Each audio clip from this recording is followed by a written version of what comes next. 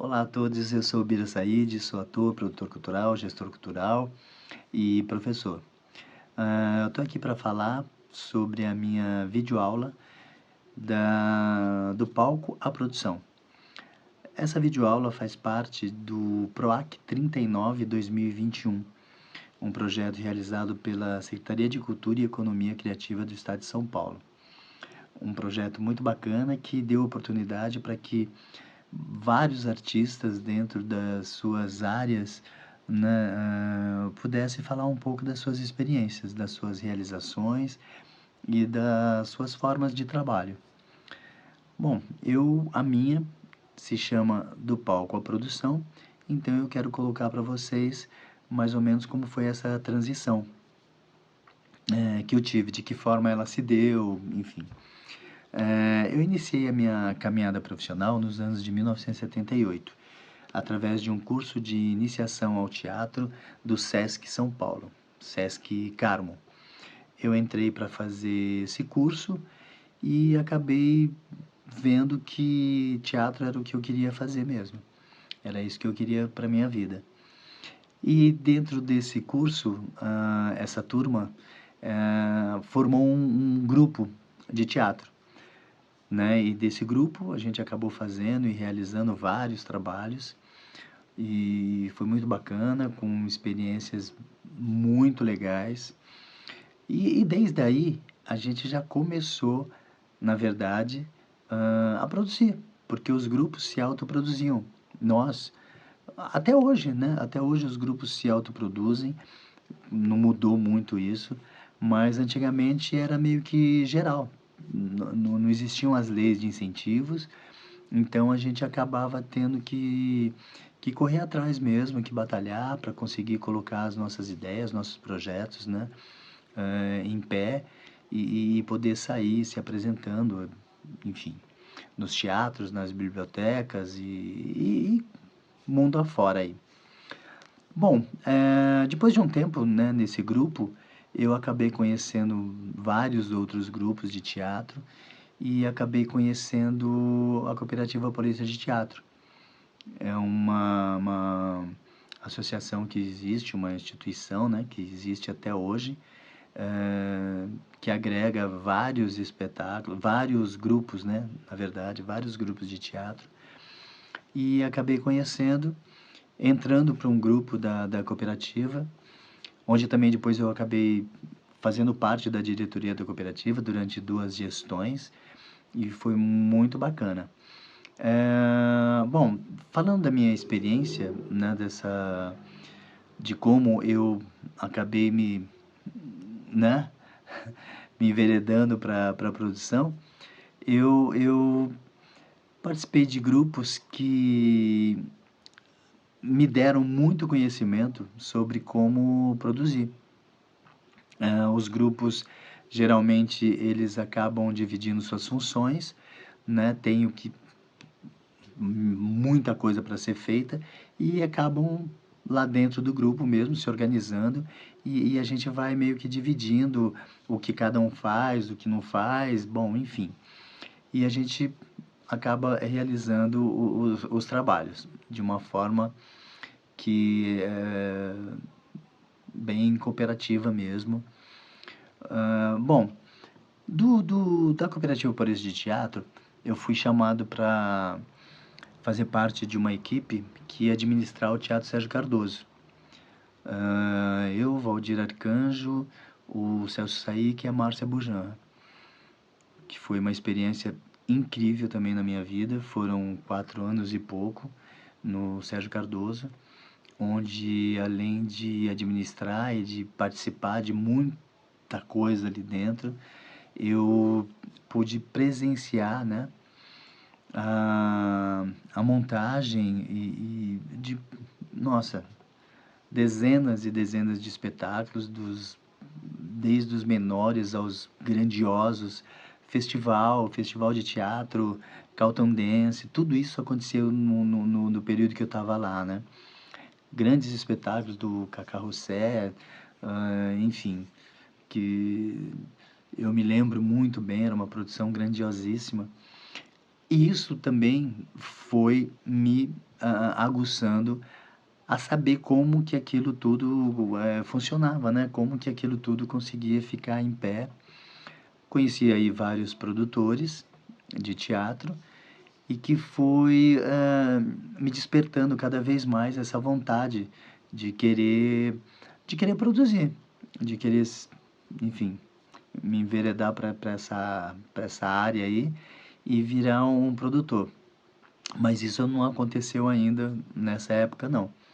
Eu fiquei lá, depois saí do Sérgio Cardoso, ainda trabalhei como ator no espetáculo do O Diário de um Mago, que foi uma grande produção da época. Trabalhei como ator durante um tempo, foi muito bacana. Dali também eu já tinha sempre um olhar, né, para a produção, como aquilo estava sendo feito, qual eram as diretrizes, né, que os produtores acabavam tomando. E, e, e e fui querendo cada vez mais saber como aquilo tudo funcionava. É uma engrenagem bem complexa, bem complicada, não é fácil. Ah, e, bom, até que depois da saída do Sérgio Cardoso, que eu fiz o Diário de um Mago, fiz mais alguns espetáculos, eu acabei junto com um outro produtor, Valdir Arcanjo, a gente acabou chamando João Falcão para fazer um projeto na Bahia, que era o Haver Estrelas, um espetáculo infanto-juvenil, que é autoria dele, ele também dirigiu. E a gente acabou indo para Salvador. Levamos o projeto para Salvador e por, sei lá, por uma sorte incrível, estava estava aberto na Fundação Cultural do Estado da Bahia, né, o recebimento de projetos para que fosse reinaugurado, fosse montado um espetáculo para reinaugurar o Espaço X. Na época, Espaço X, hoje Espaço Xisto, se eu não me engano, que fica na Biblioteca Pública da Bahia, Salvador. E aí nós levamos o projeto, esse projeto acabou acontecendo e, e foi muito bacana. Aí foi a primeira experiência mesmo como produtor, somente como produtor, sem me envolver como ator, né? E foi um projeto que era para ter ficado 5, 6 meses e acabou só esse espetáculo acabou durando 2 anos lá em Salvador. Foi um divisor de águas lá em Salvador, né? Nessa linha de espetáculo infantil. Desse espetáculo eu acabei, né, sendo conhecido lá já como um produtor, um paulista que foi se aventurar em Salvador para montar um espetáculo. E, e aí foi, enfim, os convites e outros, né, para participar de outras produções foram acontecendo e tal. E isso foi cada vez mais ficando, ficando o que eu queria fazer, na verdade, né? Fui me apaixonando e, enfim, apesar de não ser fácil, né? Porque a vida de um produtor não é fácil, é bem complicada, é muito trabalho, é muita correria, é muita dedicação, enfim. Mas eu fui me apaixonando. Desse trabalho eu acabei também fazendo 2 produções do núcleo de teatro do TCA, que é o Teatro Castro Alves, né, em Salvador, é o teatro do estado, maravilhoso, que com certeza muita gente conhece. E aí eu fiz 2 produções lá do núcleo, A Vida de Galileu e Os Ix. A Vida de Galileu, que é um projeto lá da cidade, enorme, envolvia um elenco muito grande. E os Ix também, que também envolvia muita gente, além de ser um projeto que veio de São Paulo, né? É um projeto que era do Chiquinho Medeiros, e acabou, ele levou foi escolhido e ele acabou indo para Salvador e a gente acabou montando. Nossa, isso foi uma experiência maravilhosa, um projeto também grande que se falava de um assunto, né, muito complexo e, enfim. E aí, depois desses dois projetos, a gente... bom, resumindo, era para eu ficar 6 meses na Bahia, eu fiquei morando praticamente quase 9 anos na Bahia. Então, para vocês verem como que a coisa começou a crescer cada vez mais.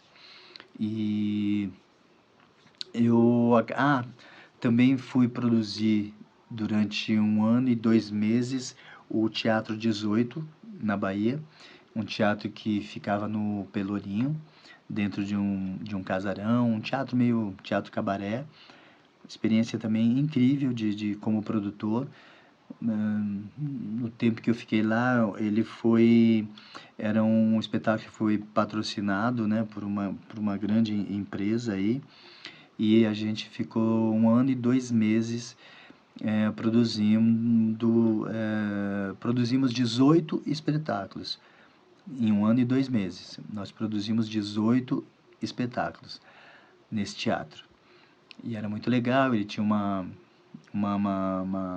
proposta também bacana, que as pessoas pagavam só R$ 1,99 para assistir o espetáculo. Então, todos os espetáculos lotavam, foi sucesso assim durante esses 12 meses, foi muito bacana, uma experiência incrível, incrível. Bom, depois disso tudo, eu realmente já estava sabendo que era aquilo que eu queria, né? Não tinha mais o que eu pensar. Era produtor. Isso é o que eu queria ser, produtor. Enfim, e depois disso, voltando para São Paulo, eu produzi já grandes espetáculos, produzi os 39 Degraus, a Avenida Q, produzi Grease, Tietas do Agreste, né? São dois grandes musicais. A experiência como produtor no Avenida Q foi incrível, porque era um projeto muito grande, com cenários e coisas, e 10 pessoas no elenco, enfim. Era um projeto grande, que só uma das turnês foram assim para se fazer 10 cidades do Rio de Janeiro. Para vocês terem ideia, 10 cidades no Rio de Janeiro, viajando com uma carreta de cenário de 15 metros. Então, é para vocês poderem imaginar como que isso foi complicado. Mas agora falando então especificamente como produtor, então o que eu poderia dizer para vocês da minha experiência? Produção é uma função dentro das artes, o produtor, né? Que não é fácil. Não é fácil, não é fácil mesmo.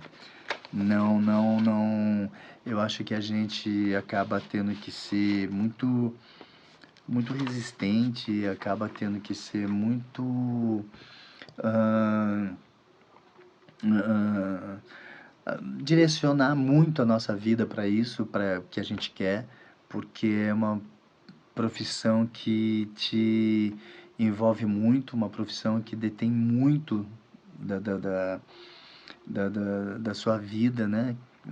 Você produzindo, durante a produção de um espetáculo, você dedica praticamente 24 horas por dia, né? Aquilo, você acorda pensando na produção, você passa o dia pensando nisso, você vai dormir sei lá que horas, não existe horário definido para um produtor dormir.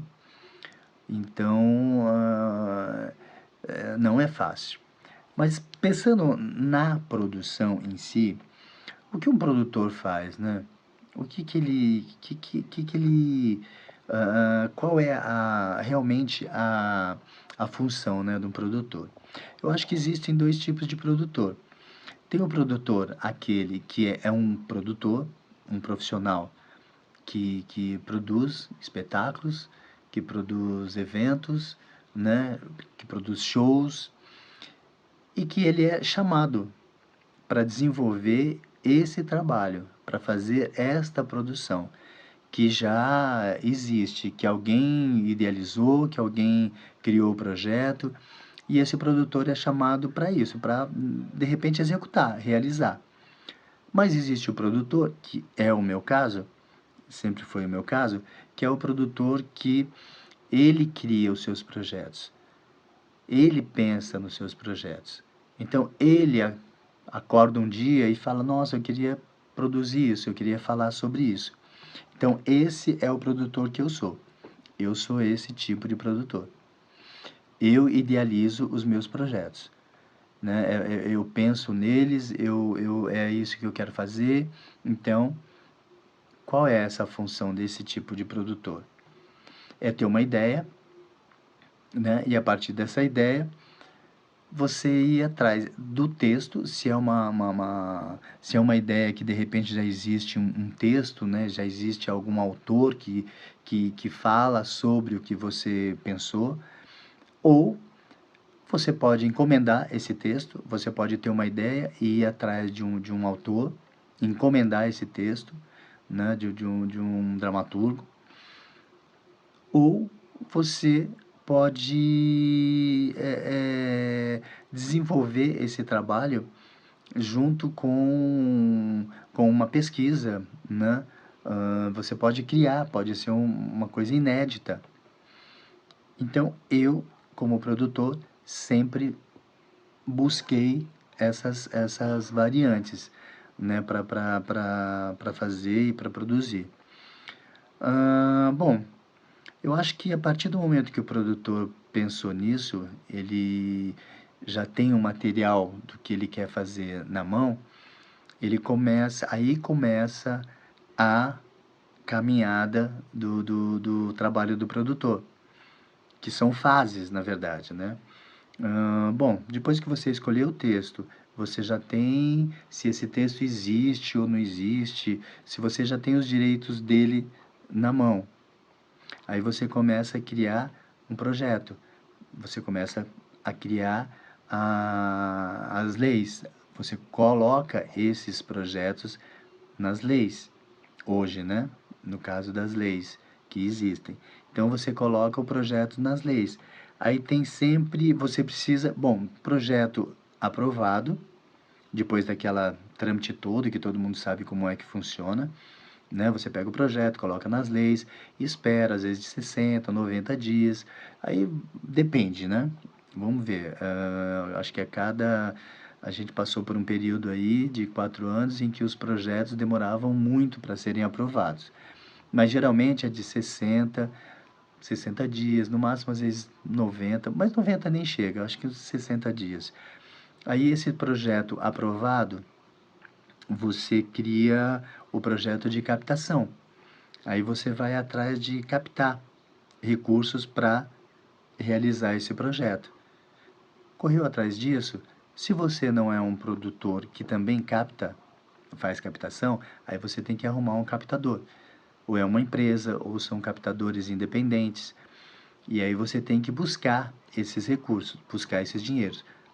Você conseguindo isso, aí começam a, realmente a produção em si, que é fazer a seleção de contratação dos profissionais, pensar fez essa seleção de profissionais, de criadores, aí começa todo o trabalho da produção, ou seja, você tem o cenógrafo, você tem o figurinista, o iluminador, o design gráfico, você tem o iluminador, não, o iluminador, já falei, mas você tem, que mais? Bom, o aderecista, tendo todos esses profissionais já na mão, você começa isso sempre junto com a direção. Uma coisa importante, você procura primeiro um diretor, porque a partir desse diretor é que muitas vezes o seu projeto ele vai criar uma identidade também, porque isso geralmente não é só do produtor. acaba sendo já uma discussão feita sempre com o diretor do espetáculo. Aí você, tendo isso, você começa a buscar os profissionais. Aí os profissionais, o elenco, né, o profissional de criação, você já foi atrás, você já conseguiu, já contratou. Aí você, o elenco, aí tendo o elenco nas suas mãos, você começa aí os ensaios. Isso tudo dentro de cronogramas. São feitos cronogramas, e muitas vezes os cronogramas respeitando o que você colocou nas leis, né? Os cronogramas que você colocou lá na lei para ser aprovado.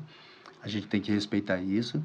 Se esses cronogramas mudarem, a gente precisa sempre comunicar as leis. Quando eu falo as leis, PROAC é Estado, né? Falar de São Paulo. PROAC, que é de São Paulo. PROMAC, que é São Paulo também, mas é Prefeitura, que PROAC é Estado. E a Lei Rouanet, que é federal. Você tendo isso tudo, você começa a definir esse trabalho de produção num geral do espetáculo, né? Você começa a fazer os ensaios, você começa a discutir a luz, você começa a discutir figurino, você começa a falar sobre a questão de temporada. Você já tem que correr atrás do teatro, você já vai atrás de procurar a pauta para o teatro, né? Você vai... dentro do projeto que você lá atrás colocou na lei, você já definiu quantas apresentações vão ser, né? Então, geralmente, a gente coloca na lei os projetos contando com 2 meses de ensaios, 2 meses para ensaios e depois 3 meses de temporada. Ou seja, a gente acaba sempre tendo 5 meses, né, de projeto na nossa mão. Isso se você conseguir também captar toda a verba que você solicitou, né? A gente criar um projeto e colocar na lei, e dentro da lei a gente colocar todo um cronograma é uma coisa.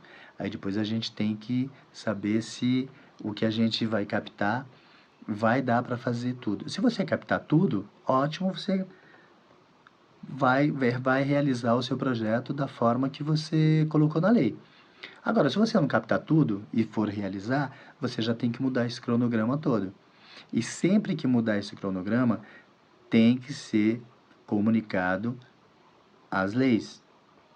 Tem que ser comunicado, né? Não pode deixar de ser comunicado. Se vai atrasar, se vai prorrogar, bom, enfim.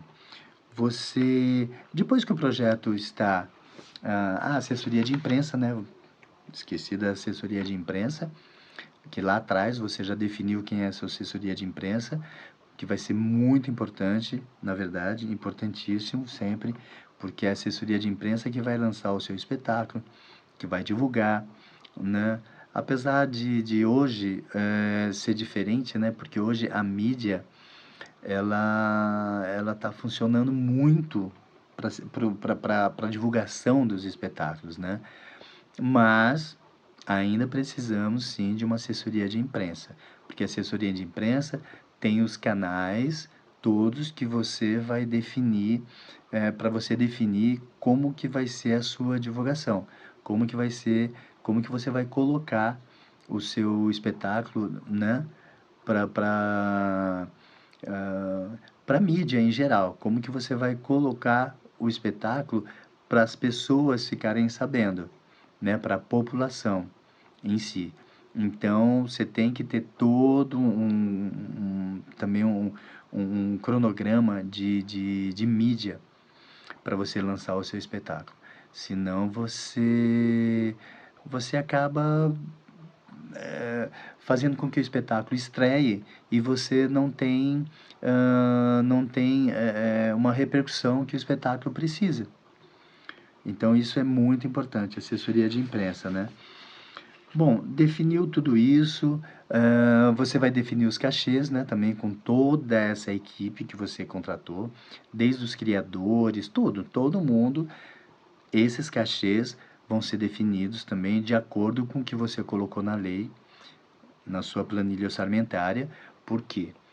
Porque se você colocou lá X para o pagamento de tais funções, é o que você vai ter que pagar para esses profissionais, né? Então, isso também é muito importante.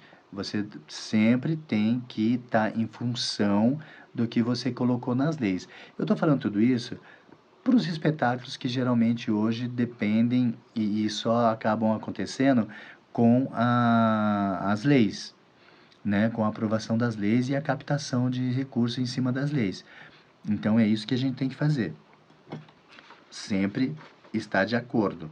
Não dá para você ter lá na lei a aprovação né, de um espetáculo e não conseguir. Bom, fazendo tudo isso, aí vem a temporada. A temporada é você manter o espetáculo em dia, né, sempre com a divulgação em dia, tudo. Terminou essa temporada, você começa a desproduzir o espetáculo, a desprodução, né? Que é pagar todos os cachês, entregar todas as equipes, as empresas que foram contratadas, enfim, fazer a devolutiva de tudo isso. Bom, terminou tudo isso, vem a prestação de contas, que você vai ter que fazer de acordo com tudo que você colocou na lei. Então, né, pagamentos X, com as notas X, e aí você tem que encerrar o espetáculo. Depois que você encerrar o espetáculo, você faz a prestação de contas junto às leis, né, que você colocou e participou. Então, assim, na verdade, resumidamente, dentro do tempo que a gente tem, né, para poder falar com vocês e para poder eu falar aqui sobre essa questão de produção, é isso, né? Eu acho. Só que dentro disso, gente, tem muito trabalho. Tem muito, muito trabalho. Não é pouco trabalho, é muito trabalho. Um produtor, ele trabalha muito. Ele trabalha muito. Eu, desde 98, que foi quando eu fui para Salvador, lá atrás, eu nunca mais atuei. Eu só me envolvi em produção. Só me envolvi em produção. Eu nunca mais atuei. Não deu tempo, não deu mais tempo, porque a cada projeto, às vezes você não tem só um projeto, às vezes você tem um, dois, três projetos que você está cuidando, né? Fora isso também, eu trabalhei com muito evento, eu fiz muito evento, produção artística de evento, né? Principalmente quando eu morei na Bahia. Trabalhava muito lá com as produções de evento. Então você não tem mais tempo. Então, no meu caso, essa transição do palco à produção, ela foi gradativamente, ela foi acontecendo, ela foi acontecendo. Eu já tinha muita experiência, porque como eu falei, nos grupos a gente se autoproduzia.